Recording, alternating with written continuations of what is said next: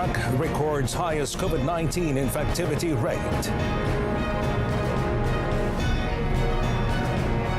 More civilians killed as Israel steps up attack in Gaza.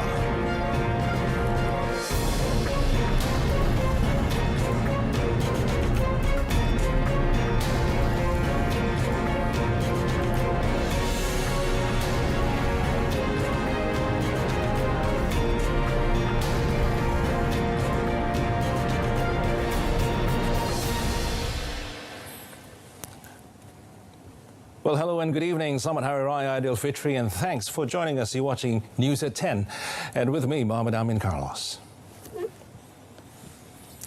Well, Health Director General Tan Sri Dr. Noor Hisham Abdullah has confirmed that Perak has the highest infectivity rate for COVID-19 nationwide, standing at 1.32.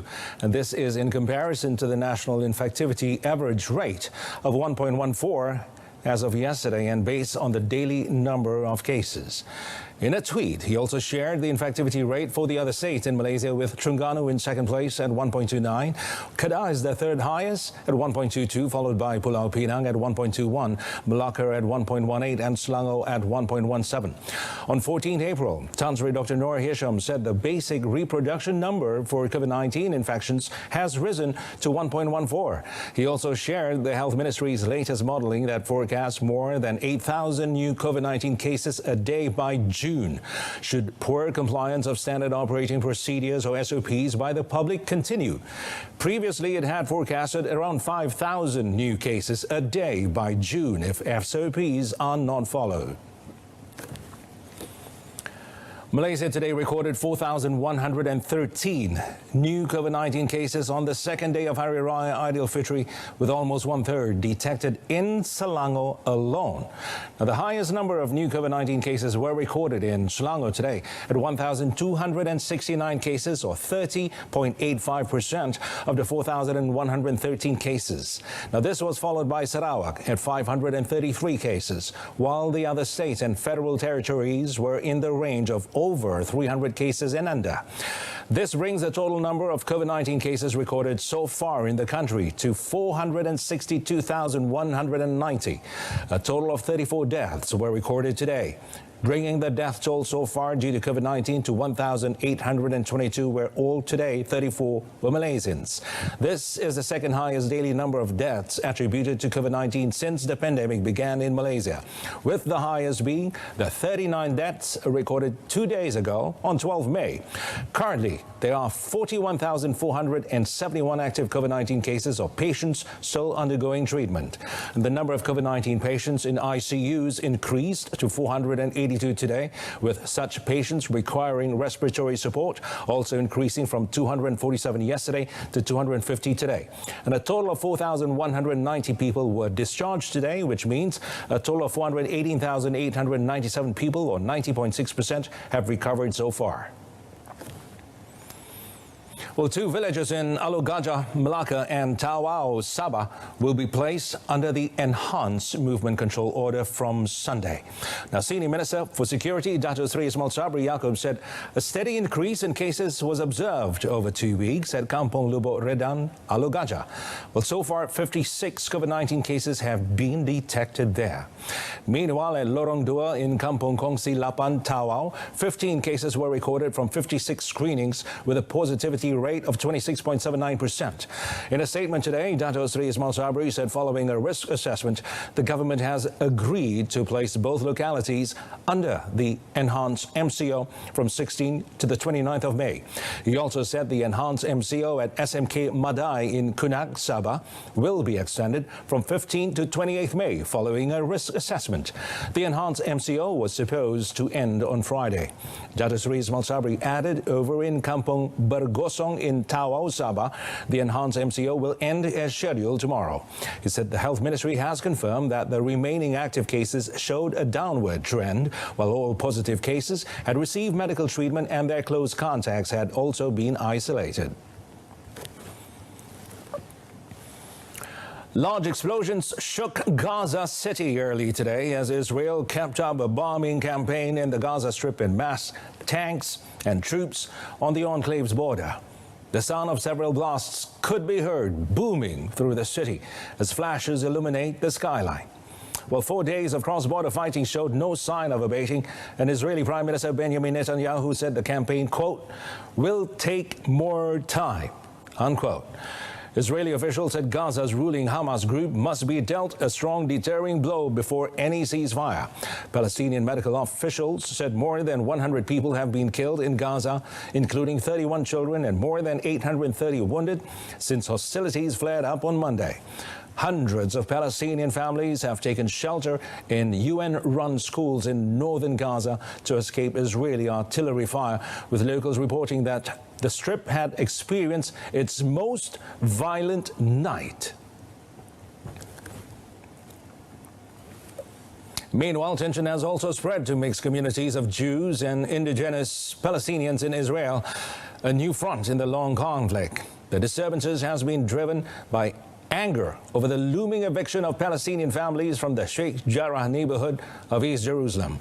The surging tensions spark clashes in many of Israel's mixed towns where Jews live alongside indigenous Palestinians who make up about 20% of the country's population.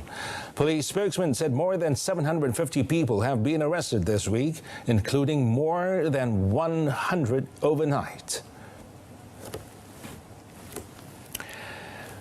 And as Israel-Gaza violence escalated, the Pluralist Islamic Religious and Malay Customs Council, known as MIPS, has instructed all mosques statewide to recite Qunut Nazilah during the 5 daily obligatory prayers for 7 consecutive days, starting from Friday prayers today.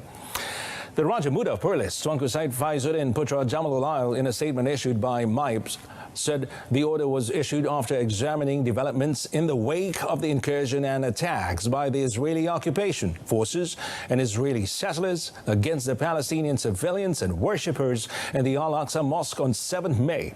Tuanku Said Faizuddin, who is also the president of MIPS, said that the Israeli incursion and attacks at the third holiest mosque in Islam were cruel and inhumane. The Raja Muda of Perlis calls on all the people of the state to also pray for the well-being and safety of their Palestinian brothers and sisters in Palestine. All mosques in Perlis have been ordered to recite Qunut Nazilah during the 5 daily obligatory prayers on 11th and 12th May. Meanwhile, My Aqsa Defenders, a coalition of 16 non-governmental organizations, aims to raise 10 million ringgit in aid of the Palestinians. Its secretariat said the funds will be used for emergencies as well as for short and long-term assistance. In a statement to mark the launch of My Aqsa Defenders today, it said so far 2 million ringgit has been collected and efforts will be heightened to achieve the target. And of the overall amount, 1 million ringgit will be channeled to fulfill the requests for the Al-Aqsa Clinic to be repaired, apart from ensuring stocks of medicine and items needed for emergency treatment are readily available, as well as equipment such as a mobile ventilator. My Aqsa Defenders said that 1 million ringgit will also be allocated to improve the infrastructure and homes of people in the old city of Jerusalem in an effort to ensure the continuation of their survival and to maintain the demographics of Palestinians in the area. On a separate matter, My Aqsa Defenders urge Malaysians to include the hashtag Shame on Israel and hashtag Israel Koyak on their social media posts as part of an online campaign to condemn the act of the Israeli regime on Palestinians and attack of the Al-Aqsa Mosque. Contributions to My Aqsa Defenders can be made on infaqpalestine.com.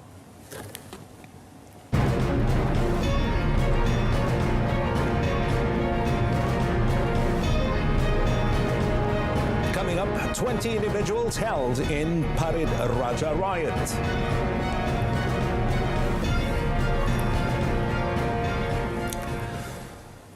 Well, curfew in the waters of 7 districts in the Eastern Sabah Security Zone, or S Zone, has been extended to 30th May. While Sabah Police Commissioner Dato' Hazani Ghazali said the order covers the waters of Tawau, Sempornak, Kunak, Lahad Datu, Kinabatangan, Sandakan and also Beluran. And elaborating further through a statement release, Dato' Hazani said people living in the areas mentioned are prohibited from approaching or being in the declared areas from 6 p.m. to 6 a.m. And said the order was extended to ensure no intrusion by terrorists who threatened the security and well-being of Sabahans who use the waters and those living in our zone land areas. He also said information revealed groups carrying out abduction for ransom and the Abu Sayyaf group are still attempting to intrude these areas for kidnapping and other cross-border crimes. Dato' Hazani said the order is to facilitate enforcement and monitoring on boat movements as well as creating a sense of security for chalet operators and fishermen with the presence of security forces. He said the order also gave authority to all district police chiefs in S zone to issue permit to eligible applicants for fishing or other urgent needs in these areas during curfew. 20 individuals have so far been arrested by police believed to be involved in a riot in Parit Raja, Batu Pahat, Johor, which went viral on social media yesterday. Well, Batu Pahat Police Chief ACP Ismail Doa said the suspects, who are local residents, were aged between 16 and 28. In a statement released, ACP Ismail said based on a police check, all of them have no criminal record and they would be remanded for 4 days until 17 May. He added that investigation found the incident occurred at about 2 a.m. yesterday at a junction of Parit Raja town at kilometer 22.5 Jalan Batu Pahat, Kluang. A group of about 40 people erected a roadblock with motorcycles and cars for 15 minutes to draw the attention of motorists, apart from putting up a banner printed with the words, quote, "Kerajaan gagal," while shutting off the flares and firecrackers. Now, the banner was then brought down and hung at a pedestrian bridge in front of Sekolah Jenis Kebangsaan Cina or SJKC Kong Nan after the incident. ACP Ismail also said further investigations are being carried out under Section 144, 269 and 505, subsection B of the Penal Code, Section 8 of the Explosives Act, Regulation 17, subsection 1 of the Regulations on Prevention and Control of Infectious Diseases 2021 Act 342 and also Section 48 of the Road Transport Act. Last night, police said a 21-year-old man was picked up to assist investigation after receiving information from the public on a banner with the words "Kerajaan gagal" at a pedestrian bridge yesterday, and the banner was put up without complying with the stipulated standard operating procedure. Random inspections will continue to be conducted on the public in the Klang Valley to ensure compliance to the protocols of the Movement Control Order, the MCO. Now, both the public and in particular retailers and food outlet operators in the nation's capital were today kept on their toes when police conducted a surprise audit with Dang Wangi District Police Chief ACP Muhammad Zainal Abdullah leading a team to patrol several retail hubs on the second day of Aidilfitri. It has been a year since the nation came under new norms brought about by the Movement Control Order, the MCO, and authorities reiterate there is no reason for anyone to say they forgot or is unaware of standard operating procedures, the SOPs, to be practiced on a daily basis. And according to ACP Muhammad Zainal, compounds issued in the Dang Wangi district seemed to had increased since the implementation of MCO 3.0, which began on Wednesday. Kalau sebelum ini kita boleh keluarkan kompaun sehari sehingga 60 ke 70. Tetapi sejak PKP ini mungkin kerana orang ramai tidak keluar ke rumah, jadi kita sukar untuk mencari kesalahan-kesalahan yang telah biasa dibuat oleh orang ramai. Met by reporters, he added that no compounds were issued during today's inspections. However, he cautioned that compounds will be issued to retailers, food outlets and premises alike if they tend to operate beyond the allowed opening hours and for not having the My Sejahtera scan code. ACP Muhammad Zainal said 21 teams comprising of 8 personnel, led by a senior officer, held patrols at various points including Jalan Silang, Jalan Alur, Jalan Kenanga and KLCC Park. Well, a man who allegedly murdered his former brother-in-law in Kampong Berangan 6, Jasin, on Aidilfitri morning yesterday was remanded for 7 days starting today. The detention order on a 32-year-old unemployed until 20th May was issued by Aikro Court Magistrate Lee Kim Kiat. The suspect was detained to facilitate investigation under Section 302 of the Penal Code.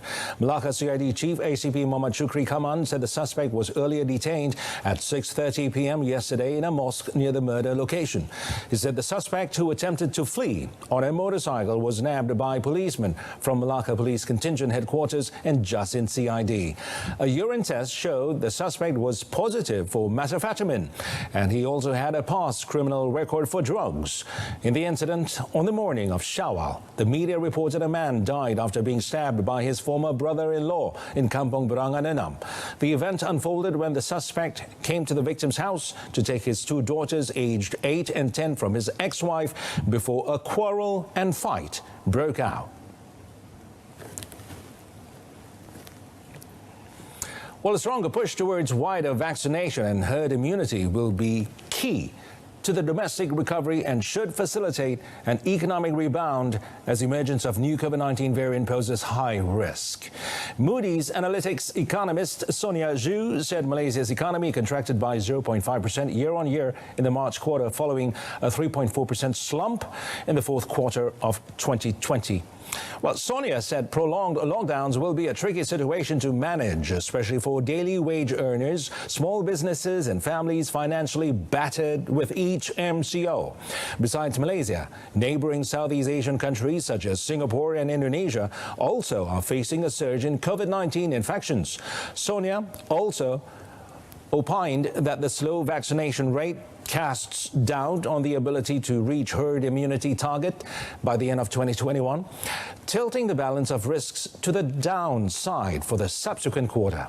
Well, earlier this week, Bank Negara Malaysia BNM Governor Dato' Nur Samsia Muhammad Yunus said Malaysia remains on track to achieve GDP growth of between 6.0% and 7.5% this year. She noted that the growth forecasts for 2021 had already priced in the uncertainties of the COVID-19 pandemic, including potential resurgence in new cases and guided containment measures. The implementation of the third MCO would not significantly impact the overall growth trajectory to the extent of the minus 17.1% growth seen in the second quarter of 2020. This was due to most economic sectors being allowed to operate with the containment measures imposed by the government. Well, she said, adding that the first quarter GDP growth of minus 0.5% was better than expected despite the imposition of MCO 2.0 earlier this year.